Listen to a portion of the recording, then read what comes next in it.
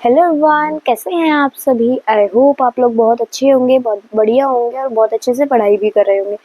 तो बेटा आपका लेक्चर थोड़ा सा लेट हो जाता है, डिले हो जाता है, कोई बात नहीं, लेकिन आ तो डेली रहे हैं, मिस नहीं हो रहे हैं कोई भी लेक्चर, ठीक है। तो अच्छे से सीरीज वाइज देखते रहना। और ये लेक्चर नंबर 3 है बॉडी फ्लूइड्स एंड सर्कुलेशन का। इसके एमसीक्यू भी मैं आज या कल में डाल दूंगी सारे, ठीक है। और सीरीज वाइज होमवर्क करते रहना। और ये ठीक है, अब मैं आपकी 5 मिनट वाली वीडियो भी लाऊंगी, जल्दी लाऊंगी, ठीक है। तो उसको भी पढ़ना ताकि लास्ट मिनट में आपको रिवाइज हो जाए वो चीज़, एग्जाम्पल्स लाइक एग्जाम्पल्स या 5 मिनट टॉपिक्स ऐसे करके, ठीक है। तो चलो बिना किसी टाइम वेस्ट करके करने से अच्छा पेन कॉपी वाटर बोतल निकालो, स्टार्ट करते हैं चैप्टर।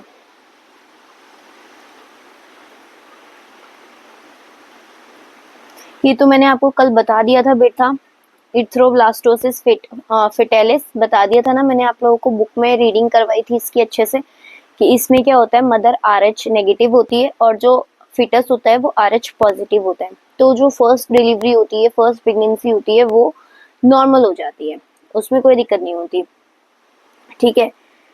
लेकिन इसमें बताया था ड्यूरिंग डिलीवरी के टाइम क्या होता है, प्लासेंटा ब्रेक हो जाता है, ठीक है, और मदर क्या हो जाती है, एक्सपोज हो जाती है RH पॉजिटिव ब्लड के साथ। तो उसे मदर को क्या दिया जाता है, मदर क्या बना लेती है बेटा, anti-RH, ये देखो anti-RH एंटीबॉडी बना लेती है ड्यू टू एक्सपोजर की वजह से, ठीक है।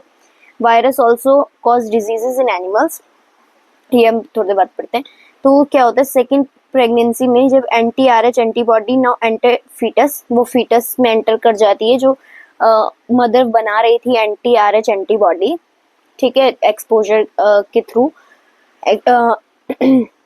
तो सेकेंड प्रेगनेंसी में क्या हुआ कि वो एंटर कर जाती फीटस के अंदर, क्या, RH एंटीबॉडी, ठीक है, और क्या करने लग जाती है, RH positive RBC of child, मतलब start destroying RH positive, child के अंदर RH पॉजिटिव को डिस्ट्रॉय करने लग जाती है, मारने लग जाती है। तो क्या हो जाता है, बच्चे को एनीमा हो जाता है और जॉन्डिस हो जाता है। कल मैंने आपको बताया था, ये टॉपिक अच्छे से बताया था ना, आज मैंने बस आपको ऐसे ही क्विक रिवीजन दे दिया इसका। अब देखो वायरस एनिमल्स में क्या क्या डिजीज कर सकते हैं, influenza, herpes, common cold, AIDS, mumps and smallpox, ये भी मैंने आपको बता दिया था। इस कंडीशन को हम क्या बोलते हैं, इथ्रोब्लास्टोसिस फिटेलिस, ठीक है। कैन बी फेटल, एनीमा कर देती है ये, और जॉन्डिस कर देती है, समझ में आया। This case can be prevented by external injection of preformed anti-RH antibody to mother immediately after delivery. और मैंने आपको बताया था इस कंडीशन को बचाने के लिए एक एक्सटर्नल इंजेक्शन दिया जाता है, कब, इमीडिएटली आफ्टर प्रेगनेंसी, प्रेगनेंसी के तुरंत बाद में, ठीक है। कौन सा इंजेक्शन, anti-RH एंटीबॉडी। अब coagulation of blood, coagulation of blood क्या होता है, जब एक कट लग जाता है, ठीक है, कट लग जाता है तो क्या होता है, प्लेटलेट एक्टिवेट हो जाती है, क्या हो जाती है, प्लेटलेट एक्टिवेट हो जाती है, कब, जब वो कांटेक्ट में आती है, किसके, कोलेजन के। ये देखो when comes in contact with collagen, वो जब कोलेजन के कांटेक्ट में आती है तो वो क्या बना लेती है, एक चेन बना देती है, रिएक्शन की चेन, जिसे हम क्या बोलते हैं, कैस्केड, ठीक है। फिर वो क्या करती है, थ्रोम्बोप्लास्टिन बना लेती है। उसके बाद थ्रोम्बोकाइनेज एंजाइम कॉम्प्लेक्स है ये, ठीक है। तो थ्रोम्बोप्लास्टिन के बाद प्रोथ्रोम्बिन बनता है, किसके थ्रू, थ्रोम्बोकाइनेज, प्रोथ्रोम्बिस से थ्रोम्बिन बनता है, मतलब इनएक्टिव प्रोटीन से एक्टिव प्रोटीन बनता है, कौन से एंजाइम के थ्रू, वो बनता है थ्रोम्बोकाइनेज एंजाइम, ठीक है। एंजाइम कॉम्प्लेक्स होता है, किस, मतलब इससे क्या होता है, सबसे पहले क्या होता है, अगर हमारे कट लग जाते हैं, मान लो प्लेटलेट एक्टिवेट्स हो जाती है, क्या बना लेती है, वो रिएक्शन की चेन बना लेते हैं, जिसे हम कैस्केड बोलते हैं, ठीक है। उसके बाद क्या बना लेता है, वो थ्रोम्बोप्लास्टिन बना लेता है। उसके बाद प्रोथ्रोम्बिन बना देती है, फॉर्म्ड फ्रॉम विटामिन के से जो बनता है, ठीक है। ये इनएक्टिव प्रोटीन होता है, इससे जब हम एक्टिव प्रोटीन बनाते हैं, दैट इज थ्रोम्बिन, कौन से एंजाइम के through, with the help of which enzyme बेटा, with the help of thrombokinase enzyme, ठीक है। ये रहा, ये आपको याद होना चाहिए। अब देखो थ्रोम्बिन क्या करता है, इनएक्टिवेट्स हर्पिन, हर्पिन को क्या हिपैरिन को क्या कर लेता है, हर्पिन नहीं सॉरी हिपैरिन, हिपैरिन को क्या कर लेता है, इनएक्टिवेट कर देता है, क्या कर देता है, इनएक्टिवेट कर देता है, ठीक है।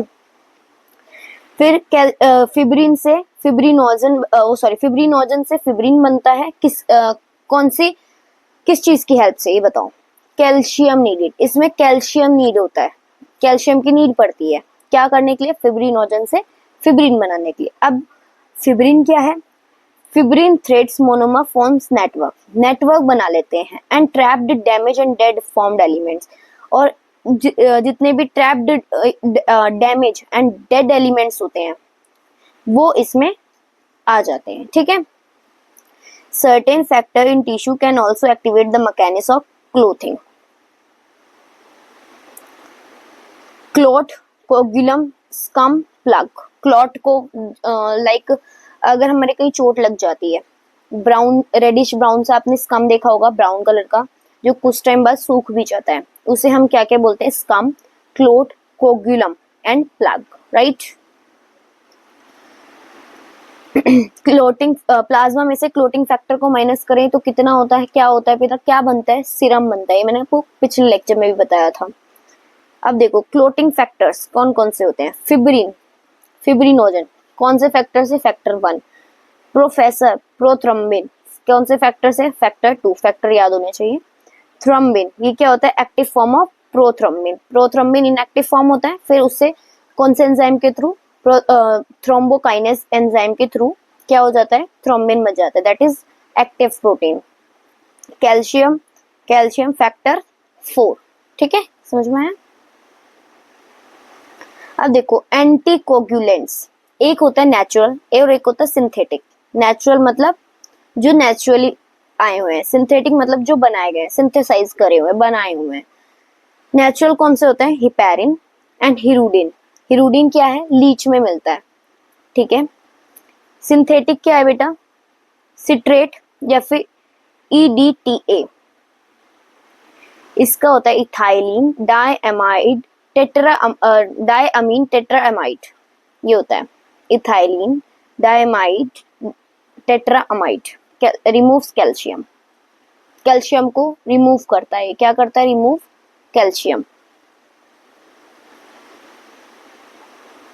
लिम्फ, लिम्फ, लिम्फ पढ़ते हैं।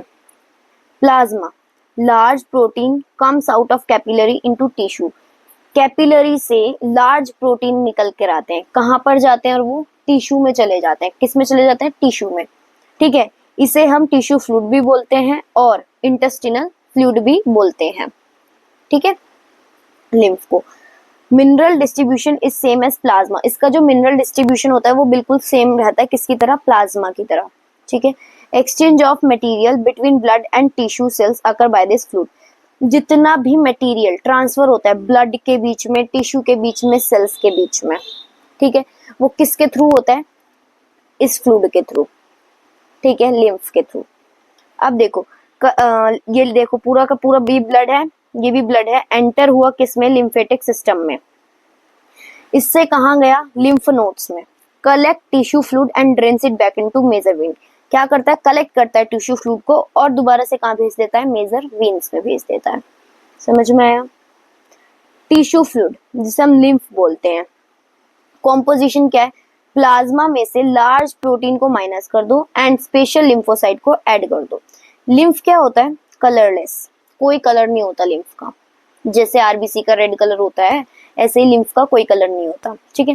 फंक्शंस क्या होते हैं लिम्फेटिक सिस्टम के, ये ब्लड प्लाज्मा वॉल्यूम को मेंटेन करके रखते हैं, डिफेंस में हेल्प करते हैं, एब्जॉर्प्शन ऑफ फैट, फैट का एब्जॉर्ब करते हैं, एब्जॉर्प्शन करते हैं, कहाँ पे बेटा, लैक्टियल में, ये कहाँ पे प्रेजेंट होती है, स्मॉल इंटेस्टाइन के विलाय में, ठीक है।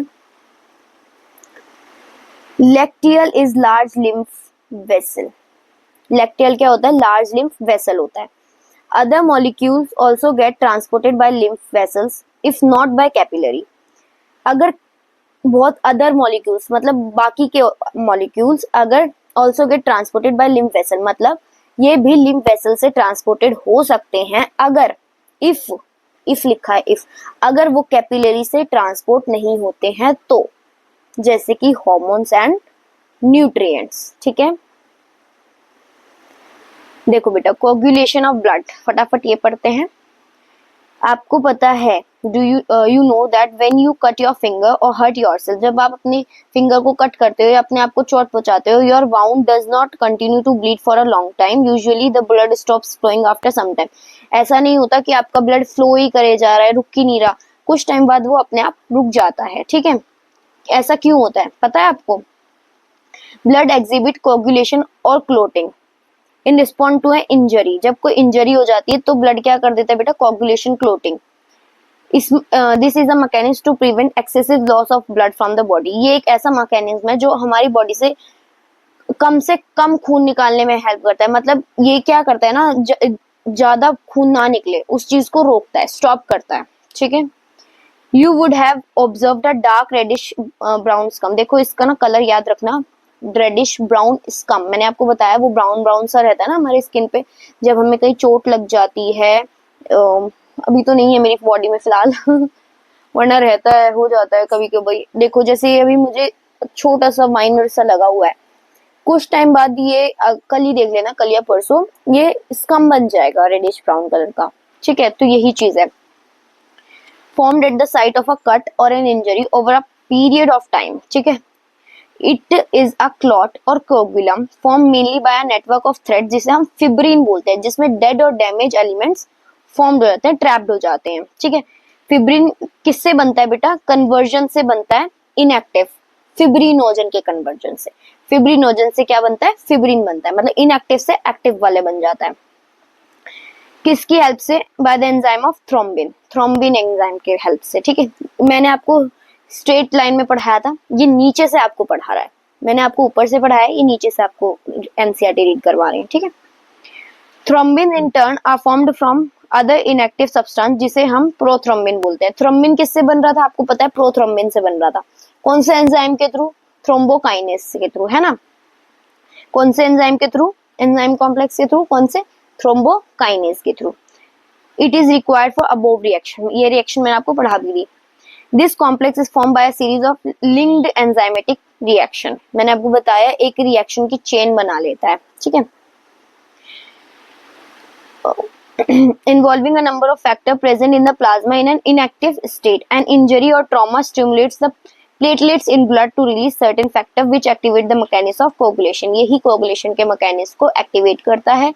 Certain factor released by the tissue at the site of injury also can initiate coagulation. Calcium ion play an important role in clotting. Clotting में कौन सा आयन सबसे ज्यादा इम्पोर्टेंस रखता है? कैल्शियम आयन, मैंने आपको पीछे बताया भी था।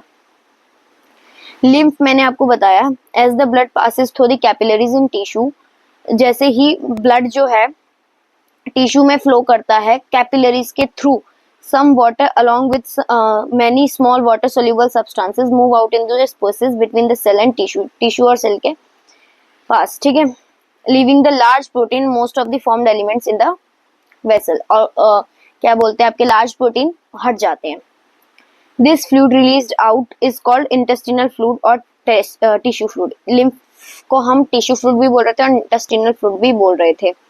It has the same mineral distribution as in that in the plasma. जैसे प्लाज्मा में डिस्ट्रीब्यूशन था ऐसे ही लिम्फ में भी डिस्ट्रीब्यूशन है।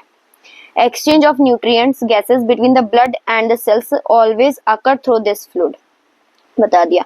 An elaborate network of vessels जिसे हम lymphatic system बोलते हैं, वो क्या करती है? कलेक्ट करती है इस फ्लूइड को और ड्रेन कर देती है दोबारा मेजर वेन्स में। ठीक है, This fluid present in the lymphatic vessels is called lymph. Lymph colorless होते हैं, containing specialized lymphocytes which are responsible for the immune response of the body. Lymph is also an important carrier for nutrients and hormones. Fats are absorbed through lymph in the lacteals present in the villi in the small intestine. Small intestine में जो villi होती है। चलो question read करो। Which one of the following plasma protein is involved in the coagulation of blood? Serum amylase, alpha globulin, fibrinogen और albumin. Fibrinogen, answer should be fibrinogen. Vitamin K is required for, vitamin K किस लिए required होता है? मैंने आपको बताया भी था। प्रोथ्रम्बिन को बनाने के लिए, है ना, कन्वर्जन में नहीं, सिर्फ प्रोथ्रम्बिन को बनाने के लिए। तो answer should B D. Which of the following statement is true for lymph? अब जल्दी से पढ़ो और बताओ। WBC and serum, all components of blood except RBC and some proteins. RBC, WBC and plasma. RBC, protein and platelets.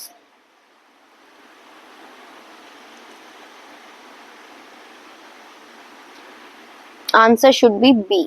All components of blood except RBC and some proteins. So कुछ proteins को हटा देते हैं और RBC को भी हटा देते हैं, ठीक है। Lymph differ from blood in processing. Lymph कैसे ब्लड से डिफरेंट होता है? Only white blood cells, because of only white blood cells. तो आई होप बेटा आपको आज का लेक्चर पसंद आया होगा। तो मिलते हैं नेक्स्ट लेक्चर में। Till then bye bye.